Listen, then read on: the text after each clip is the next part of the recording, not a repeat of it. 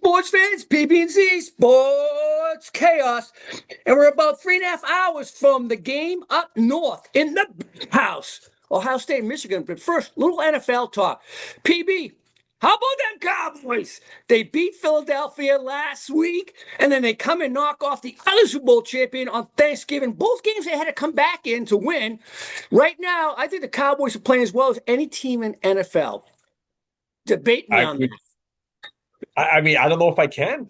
I mean, I would agree with you. The only thing that I can say to you that would be a debate if I had one is Kansas City and Philly are a little bit off right now this year. I mean, their offenses aren't their traditional offenses. I mean, I've been talking about Philly for weeks now about how lethargic their offense is, and that theme continued going into this week. So that's the only argument I can make is that you're talking about two teams that aren't even in the playoffs right now.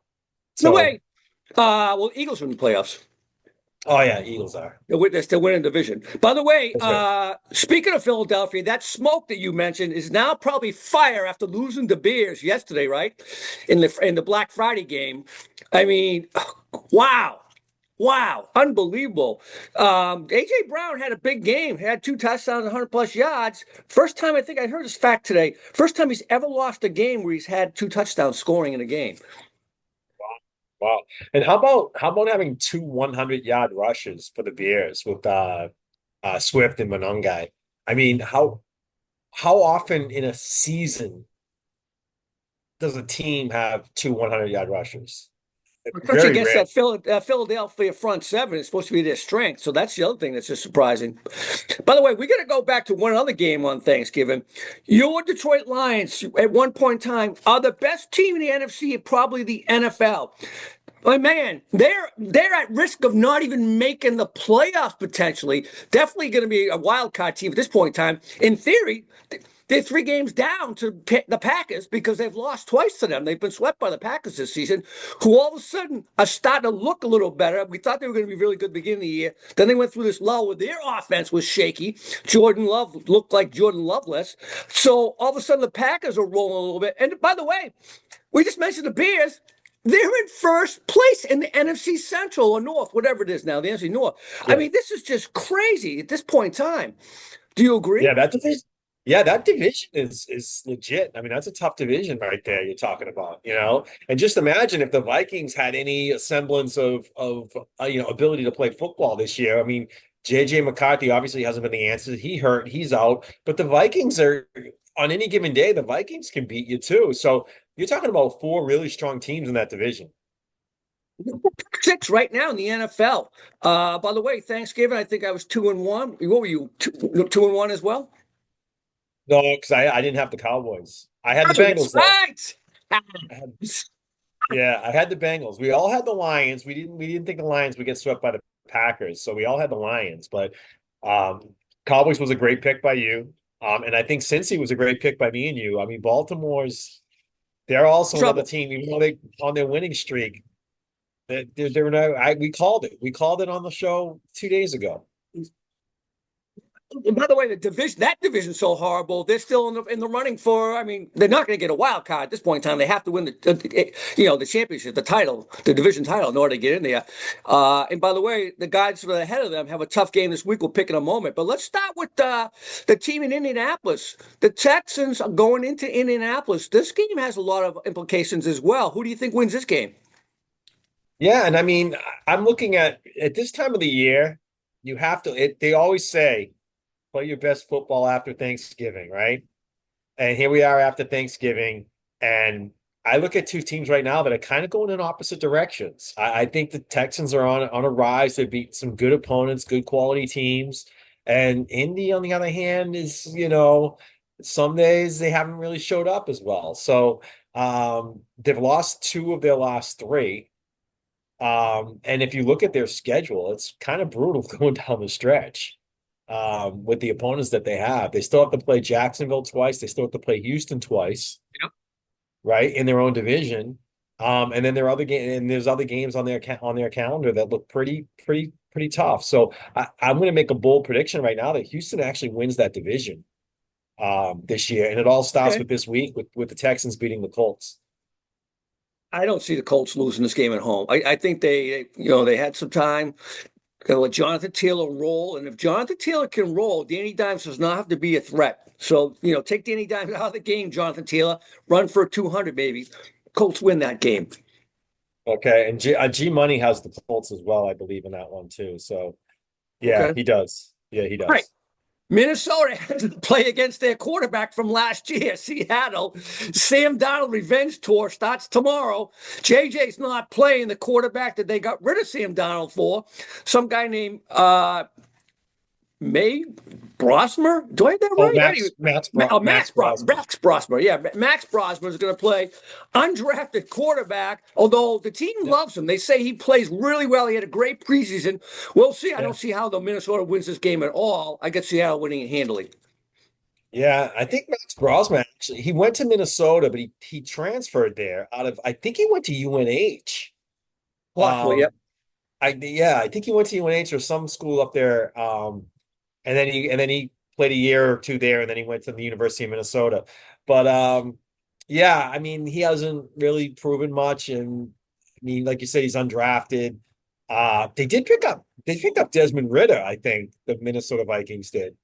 Sounds right. Yeah, I believe I Yeah, heard that one. they Yep. yeah, they signed him.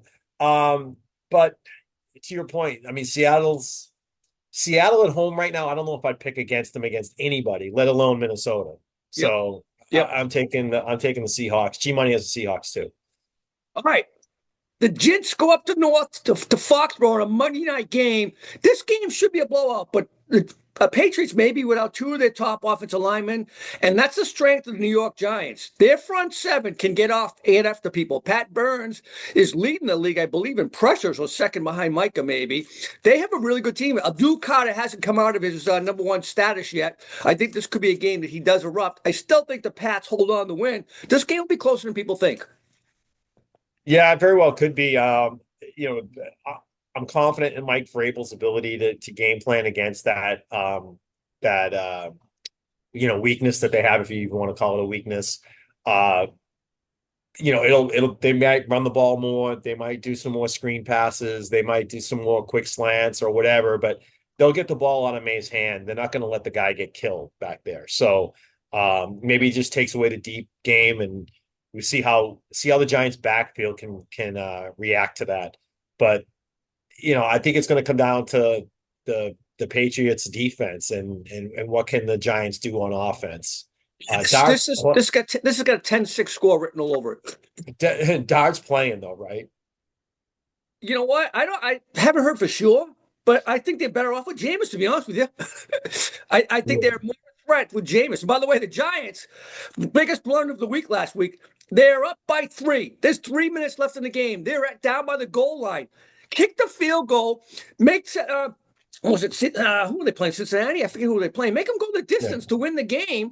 Instead, all they do is kick a tying field goal and they go in and win the game in overtime. Bad coaching by the Giants, in my opinion. They should have taken the field goal at that point in time.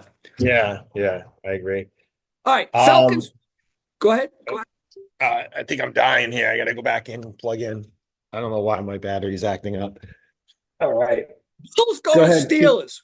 Bills head to Western New York to play the Steelers.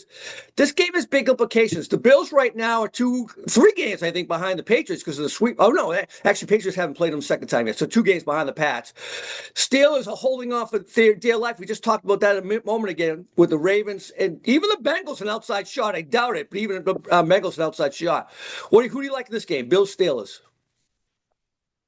I gotta go Bills. I mean, I've always been saying all year the Steelers aren't. To me, they're not going to make the playoffs this year. They're going to do their same little 9-8, 8-9 dance that they do every year. Sometimes it gets them in, sometimes it doesn't, depending on how the teams do. But yeah, and the Bills their backs up against the wall. Really, they have to win this game. So I'm taking the Bills. Well, I get Bills too. Especially if Aaron Rodgers plays. I definitely like the Bills then. G Money has the Bills too, and he has the Patriots too, by the way. All right, Falcons go to Jets. I mean, it's the Jets. Even though Drake London's out for this game, Michael Penix, I'm not sure who's starting. Is it Kirk Cousins or Michael Penix? I don't think I've heard for sure. No, Penix is out for the year. Oh, he's out for the year. That's right. So Yeah. it's going to be Kirk Cousins. Kirk Cousins can win games. I don't see him losing a game against the Jets no matter what. I think they win that game on the road. Falcons all Yeah, day. yeah. I mean, the Falcons do have a better, roster, even given those people that are out. I might go Jets on this one as a little bit of an upset. I'm tempted to, but it'd be a risky pick. No, I can't do it. I can't take the Jets. I was thinking about this is kind of one of those ones where I'm switching on the fly. I said, you know what? Let me take the Jets this week, but that would just be stupid. I mean, anyone taking the Jets in any game is stupid. So I'm not going to be stupid. I'll go Falcons too. Hey, by the way, the New York teams could go with 4 wins for the season. The way this season's playing out, that would be unbelievable between two teams. 4 wins only in one city. Let's go to the Cardinals. Baker Mayfield's got that hurt shoulder, may or may not play. I think they say he's leaning towards playing. I think I just saw it on the bottom line here on ESPN. Bucky Irving is back for them, so the three-headed monster in the backfield returns. I think that they rely on the run game. Bucks go to Arizona. They win that game on the ground. Yeah, I got the Bucks as well. So does G Money for the same reasons. Okay. All right. Let's flip over to college football. We get some rivalry games we're going to pick in a moment. Some of the thoughts. Ole Miss yesterday beats Michigan State, but that's not the storyline. Even though Ole Miss potentially clinches an SEC playoff game, depending on the Bama game, we'll talk about that. The storyline is all about Blaine. Does Blaine Kiffen stay or does he go? He's not making up his mind till today, supposedly. Then the big thought is, does he get allowed, if he decides to leave, does he get allowed to coach the team for the rest of the season? A lot of stories there. What's your thoughts? Well, Ole Miss did what we said they were going to do, which was play for Lane and go out and win the game handily, by the way. Handily in the Egg Bowl, correct. Yep. Right. I know Florida's out of the question, right? So Yep. In terms of where Lane could land, but LSU's still on the table. I mean, when are we going to know? We're going to know within the next couple of days, probably. Closing today. You know what? LSU plays Oklahoma today. If that game was at LSU, I think the announcement would be probably made like at the game kickoff or something like that. But where it's not, who knows? But I think two things have to happen. One, he tells his staff, the school, I should say, leadership, what he's going to do. And then the school leadership has to sit down and make a decision. Do we let him coach the rest of the season out? Do they go and have a vote from the players, which they probably should? And I think the players are going to say Lane stays on, the coaches for the rest of the season. If the leadership gets mad and says, no, Lane, you're out, that derails a great season by Ole Miss. First time ever in the history winning 11 games.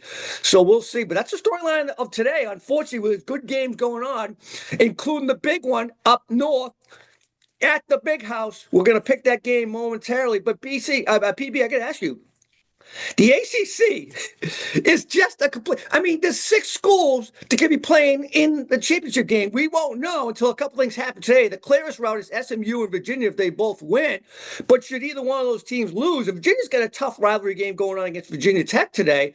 And by the way, the highest ranked CFP team is Miami at number 12. They could win this game, not play in the ACC championship, and probably not be in the college football playoff because number 12 won't get them in. One of the other teams from one of the Power 5 conference, a non-Power 5 conference, has to get the automatic title bid. So they're out. And the ACC team, the other ACC team, who's not in the top 12 right now, gets the bid as well. So you're in that dreaded 12 position. Miami, a win today still might be a loss for them at the end of the day, right? Yeah, it could be very well. All right, let's pick some games. You ready for the Big House? Ohio State, 9.5-point favorite, have lost 4 straight times to Michigan. What do you think? They're a 9.5-point favorite today. I know, and that makes it so hard to pick against them. But you know what? Different team, different year. I like Ohio State. I'm going to lay the 9.5 and take the Buckeyes. I think Michigan's defense is too tough. I think number is like 7 in the country defensively. I think at the end of the day, they keep that high-powered, explosive Ohio State offense in check. This game is not 9.5 points. It's not even 7.5 points. I got Michigan within a touchdown. They lose, but within a touchdown. But I still wouldn't be surprised about an upset either. Okay. All right. G-Money has Ohio State, too. All right, here's another big rivalry game. Bama, 6.5-point favorite, goes to Auburn, and they played another big rivalry called the Iron Bowl down in Auburn. This game is normally played in the daytime, but when it's played at night, like the kick six a few years back in Auburn. Jordan O'Hare with a much stronger Bama team. Auburn, by the way, is another strong defensive team, just like Michigan. I think they're number 2 in the SEC, if I'm not mistaken. This game's going to be close as well. What do you think? I think it will be close. Usually ends up being close, but Bama to me right now is playing very good football. They should be able to cruise right into the playoffs and make a mark in the playoffs as well. So I don't think they let this game stand in their way. I'm gonna just lay the 6.5 and take Bama. Right, Bama has to win this game in order to go to the SEC playoff against Georgia, who won yesterday against Georgia Tech in a closer game than we all thought. I think Auburn keeps it close. I think Bama's looking ahead to the playoff game against Georgia, and they barely escape Auburn. I think Bama wins, Auburn covers. Oh wow. Okay. All right. I think G Money has Auburn as well on that one. Okay. Number 14, I can't even saying this late in the year. Number 14, Vanderbilt goes to number 19, Tennessee in the Battle of Nashville. Tennessee's a 3.5-point favorite. I've gone back and forth all morning long on this game. All morning long. I originally took Tennessee.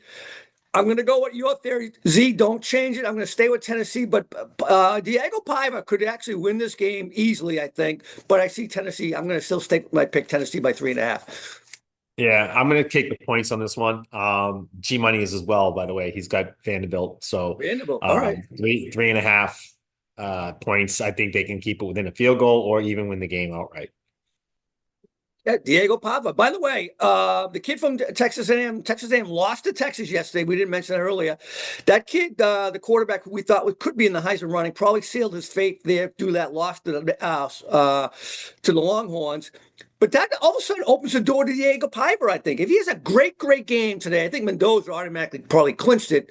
But if Diego Paiva has a great game today, leads this upset, he may be a strong candidate for the Heisman Trophy at this point in time. So good pick by you guys. I want to switch it, but I'm going to stick with my circle at this point in time. Yeah, right. All right. LSU goes to OU. OU's a 10.5-point favorite. I think this is too much noise around the LSU system right now. Does Lane come? Does Lane not come? If he declines to go there before the game, LSU shuts it down. I get OU covering easily. I'm giving the points. I'm going to take OU to win by a handful, at least 12. Yeah, no, it's a trifecta then because me and G Money both have the same pick of that one. Oklahoma. Go Sooners. Everybody, enjoy the weekend. All right, man. Go Sooners.